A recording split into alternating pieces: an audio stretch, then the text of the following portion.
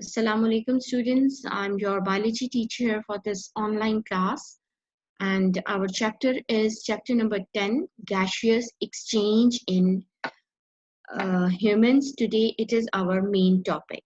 Okay, so let's start our today's lesson.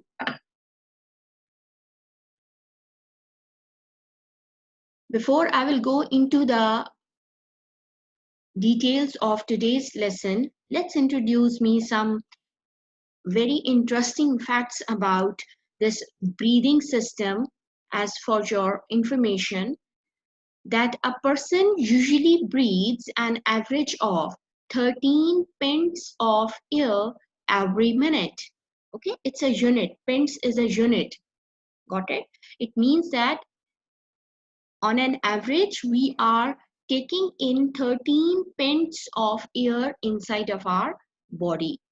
Okay, then information number 2, lungs aren't the same size because to accommodate the heart, the right lung is larger than the left lung.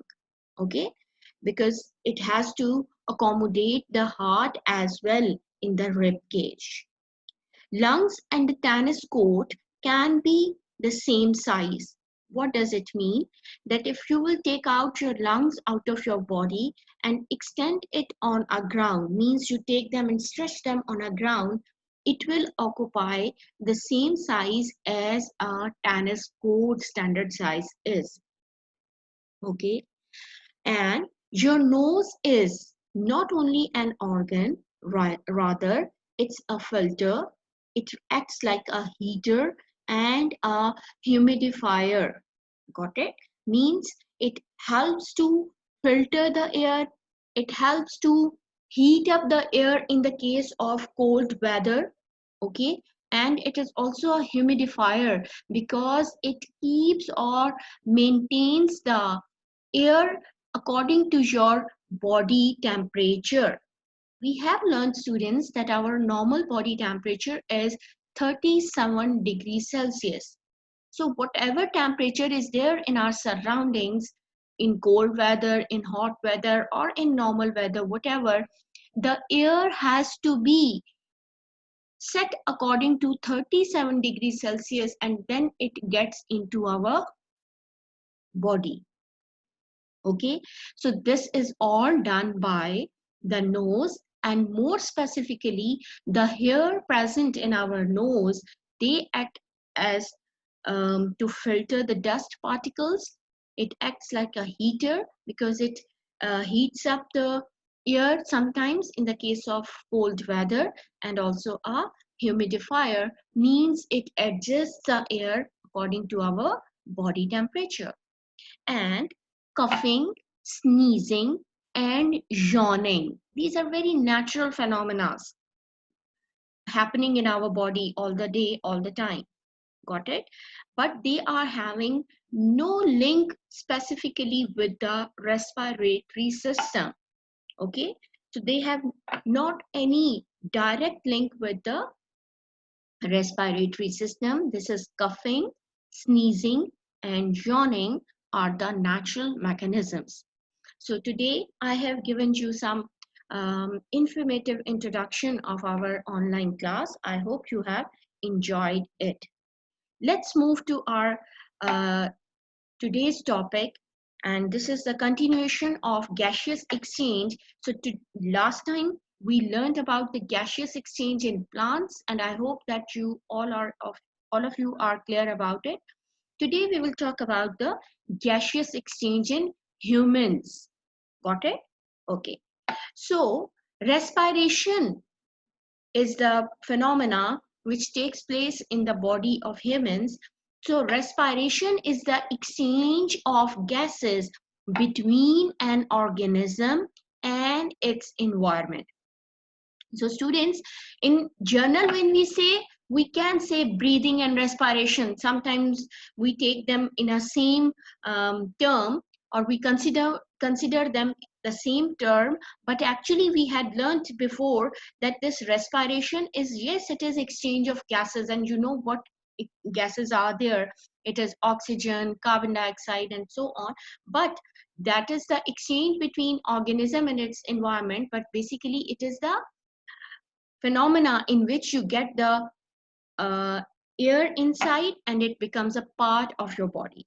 So in the uh, for helping you in respiration, in humans the respiratory and circulatory systems cooperate in the transport of gases to the cells, because we not only have to exchange the gases, we have to transport the actual gas to our each and every cell and get back all the waste gas, which is carbon dioxide, from each and every cell. So in this regard, not only the respiratory system but your circulatory system also helps you in this process. Got it? Because circulatory system has the very main content and the material, and that is the blood. Okay, that is this blood, and it helps you to take um, oxygen from your uh, lungs to each part of the body, and from each part of the body or each cell of the body to back to the lungs. Got it? So remember that respiration cannot be carried out only because of this respiratory system. Rather, circulatory system is also helping in it in this regard. Okay, let's move to the next topic now. That is, that what are the respiratory organs which are involved in this respiratory system? And I hope that most of you knows very well, but let's have a look, because we have to go in detail of mechanism of respiration. Over here you must know about the location of these organs and the name of these organs. So the respiratory system includes nose, nasal cavity, and I hope you can see the location of this nose and all the nasal cavity, okay, which is present behind the nose and above the oral cavity. And I hope that all of you can recall the oral cavity when we had learned about nutrition in grade 9, that where this oral cavity is located and what are present inside of it. Anyways, next to it, the important organ over here is the pharynx. Okay, what it is? Pharynx, that is the connection between this nasal cavity and the trachea. Next is the most important part, which is called as larynx. What it is called? Larynx. Larynx, in other words, is also called as the voice box. Okay, why it is called as voice box, students? Because right now, as I'm talking to you all and you are hearing me, when I'm speaking, I'm producing this sound by the help of this larynx. Larynx has two cartilaginous flaps which are called as vocal cords, and when I speak, basically they vibrate, and when these vocal cords vibrate, it produces the sound. So this larynx is very important in this regard.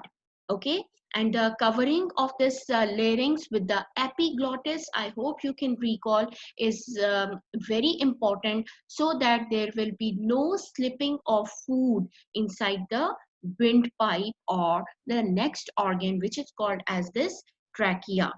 So this is the trachea. I hope every one of you know. It is the common name for trachea is windpipe, and it is not only a pipe-like structure, rather it is having C-shaped like cartilaginous material which allow the air to pass through it in it in a regular manner. Okay, there is a logic behind it, that why half C-shaped, like C-shaped cartilaginous rings are present rather than a full, because the air has to swirl in this trachea rather than to pump and push in this trachea, it has this C-shaped cartilaginous material. And not only this trachea also has a specific material in it, which is called as a sticky material in it, which is called as mucus. Okay, students, and this mucus, along with certain goblet cells and the hair-like cells, they again help to remove the dust particles, because it is a sticky substance, and if God forbid still any um, polluted air or the air which contains much dust in it, it may stick to that mucus because it is sticky in nature, and inside the lungs ultimately we only take in the good air or the purified air. Okay, students. So next to it is the this trachea bifurcates into two further tubes, because Allah has given us two lungs in our body. So one tube for one lung, other tube for other lung. So these two tubes are, which are further bifurcated and divert towards each lung, is called as the bronchi. These bronchi, when enters the lungs, they further ramify, they further branched and divide into smaller to smaller to smaller tubes, and these tubes at that level are called as bronchioles. Got it, students? And for sure, we are also having lungs, because now these bronchi have entered in our lungs in the form of bronchioles. And last but not the least, that these bronchioles end up in grape-like structure, small filled balloon-like structure, which are called as alveoli. Okay, students, I hope you have well understand about this uh, organs of the organs of the respiratory system, their location, their name, and their jobs. Got it, students? Okay. Now, move to our next part. So today I'm sharing one more information to you all, that till now we have learned about respiratory system, their organs, but what are the two zones or the two components of the respiratory system? Yes, students, there are two zones in our respiratory system, that is called as conducting zone and the respiratory zone. Got it? Conducting zone and the respiratory zone. What is this conducting zone?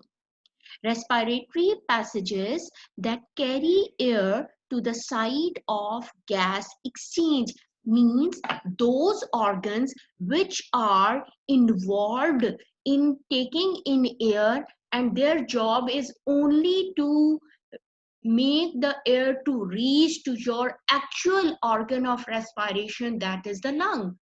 So those parts and that area is called as the conducting zone in the respiratory system.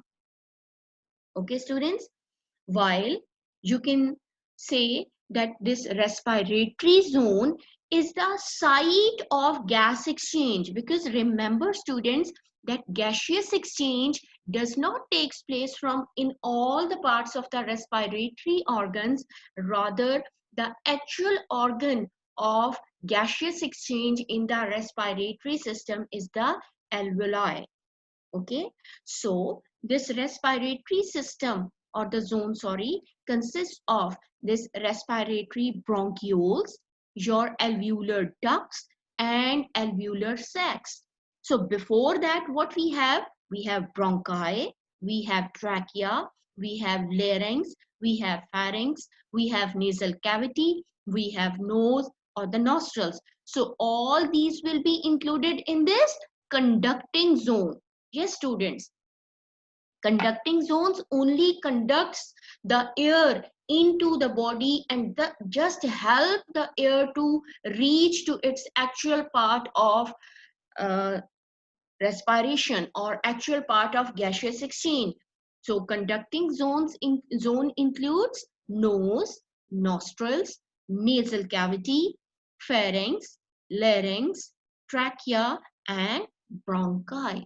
Before they enter into lungs, all the organs will be considered in the conducting zone, while respiratory zone includes respiratory bronchioles, alveolar ducts, and alveolar sac, because that is the actual site of gaseous exchange. Okay, I hope you don't know this information before, but from now you learned about that there are actually two zones in the respiratory organs. Okay, now let's move to the next, that this is the actual um, part which we need to learn now. I hope most of you know about it before, but adding up to your knowledge, that what is the pathway of air in this regard. Okay, so air normally enters through the nostrils. What are these nostrils, students? All of you know that our nose has two openings. Okay, it has two openings, and as in the start I shared that your nose is a filter, your nose is a heater, your nose is a humidifier. It do that procedure with the help of the hair, small hair present inside of your nose in these two openings. Got it? So the two openings of the nose are called as nostrils. That is a very important part of our body, of a human body, by which we let the air to get in. In case of certain suffocation, students, I will ask you later that if we close our nostrils for the time being, okay, for a minute, for a half a minute, then what will be the organ which allow the air to pass in? Just do this activity, that hold your nose and close it in this way. So can you breathe? Still can you breathe through nose? Or which organ then will be involved in this intake of air? So when it, yes, students, I will talk about all the answers later, inshallah. Okay, so it passes to the larynx. Okay, it start moving from this part, and then it enters into the larynx and then into your trachea. Okay, and how it moves, inshallah, in the end I will share a video with you, but I hope now you are clear that this larynx will be covered with a epiglottis, and then it slips the air easily into the pharynx part of the the trachea part of the respiratory organ.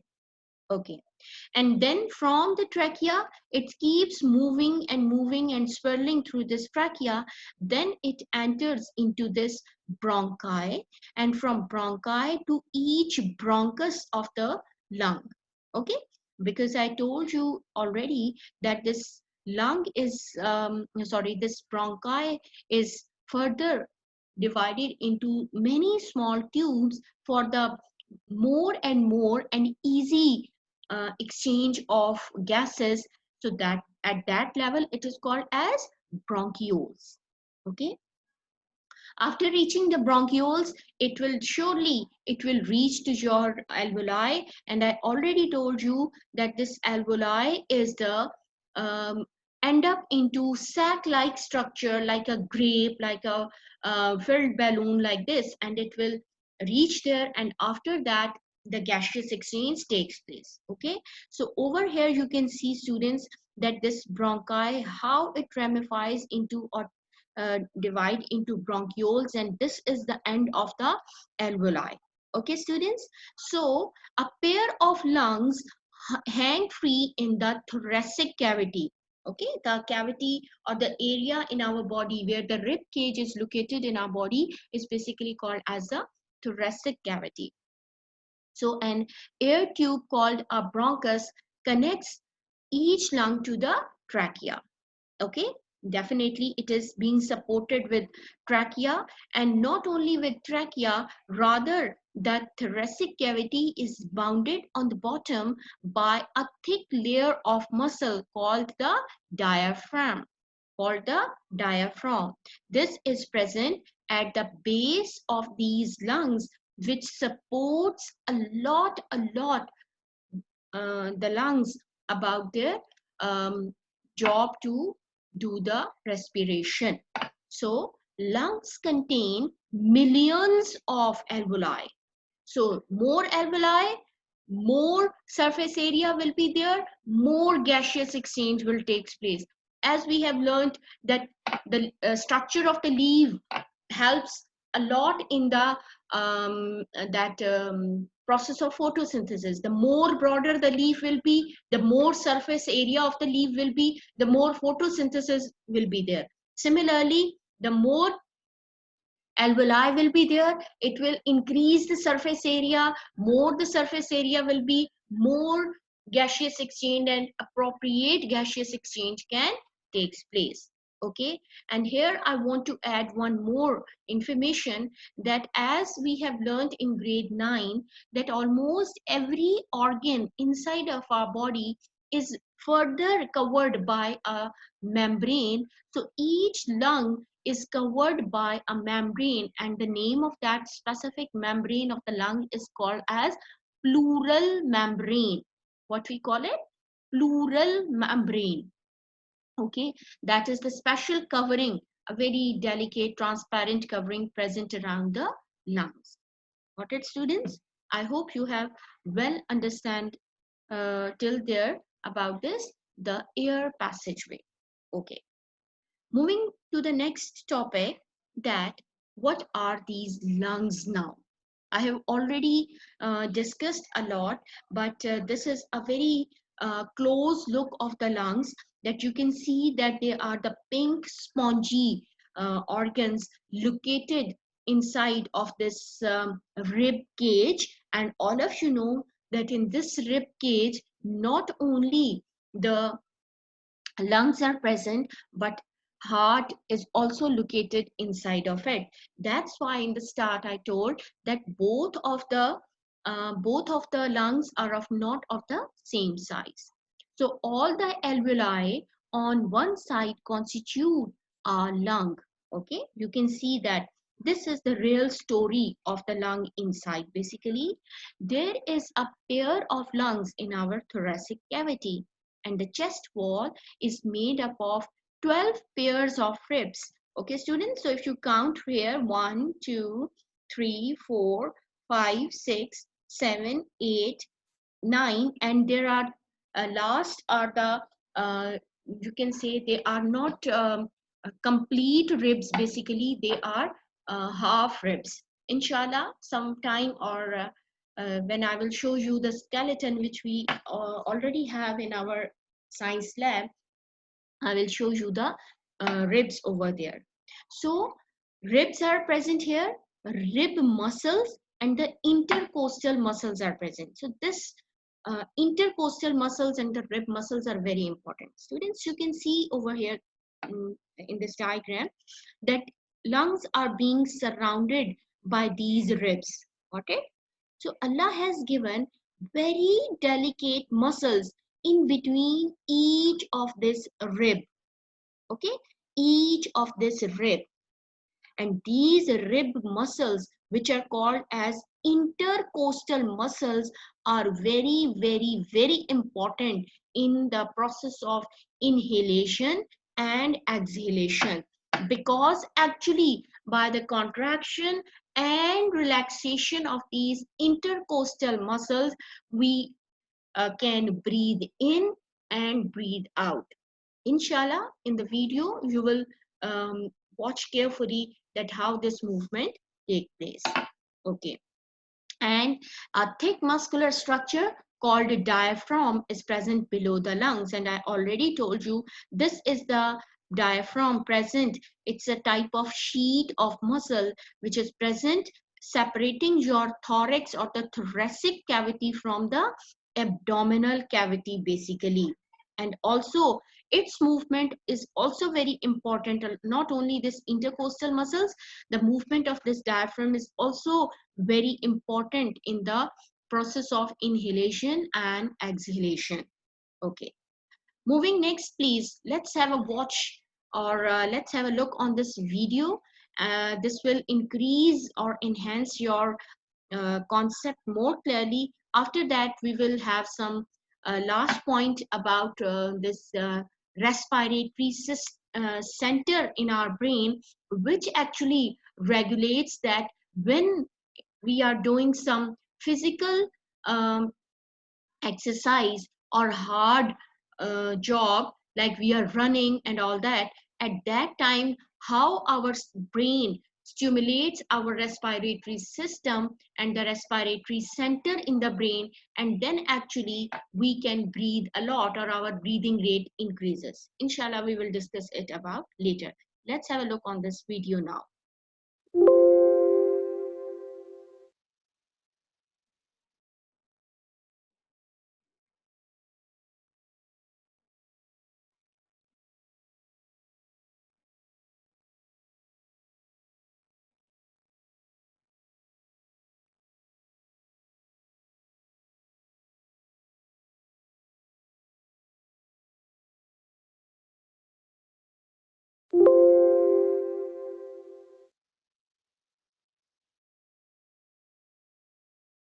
After a minute, in the meanwhile, we will go to the next topic.